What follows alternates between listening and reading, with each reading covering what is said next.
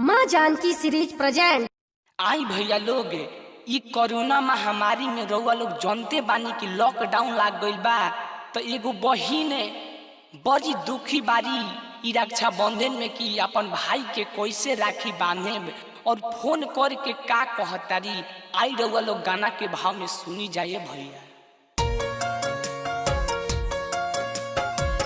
राखी से कलाई हो,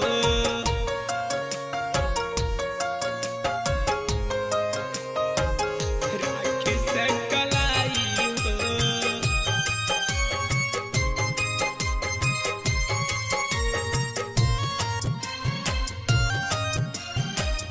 राखी से कलाई हो।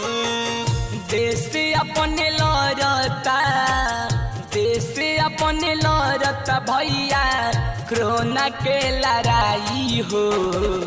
कैसे हम सजावे आई राखी से कलाई हो, कैसे हम सजाए भैया राखी से कलाई हो। देश अपने लड़ता, देश अपने लड़ता भैया कोरोना के लड़ाई हो। कैसे हम सजावे आई राखी से कलाई हो, कैसे हम सजाए भैया राखी से कलाई हो।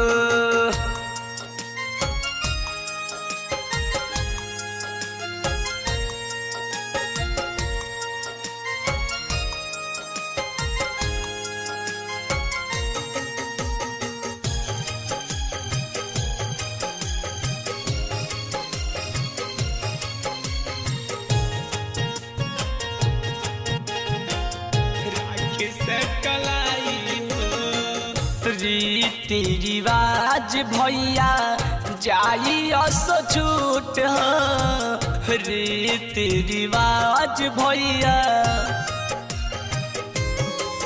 हो, रीति रिवाज भैया जाई असो छूट हो। केतना बहिनियन के भैया दिल जाई टूट हो। दे नहीं पाइबे भैया, दे नहीं पाइबे भैया राखी के बधाई। कैसे हम सजावे आई राखी से कलाई हो, कैसे हम सजाए भैया राखी से कलाई हो।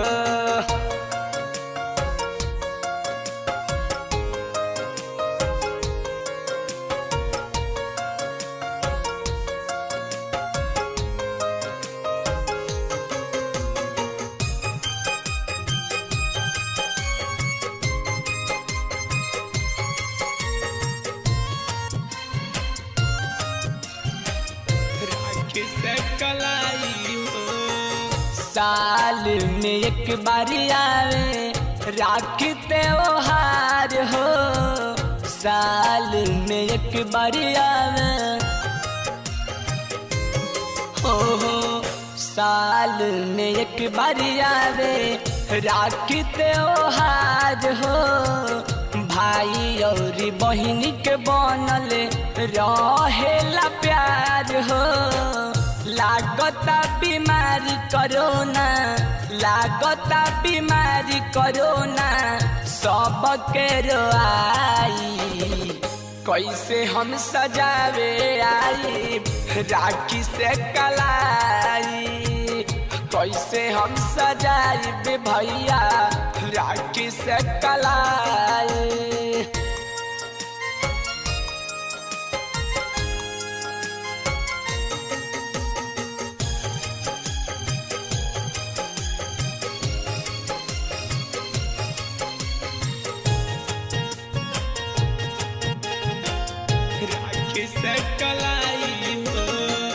लिखले बगितिया राइटर मानिस मतलबी, लिखल बगितिया राइटर लिखल बगितिया राइटर मानिस मतलबी।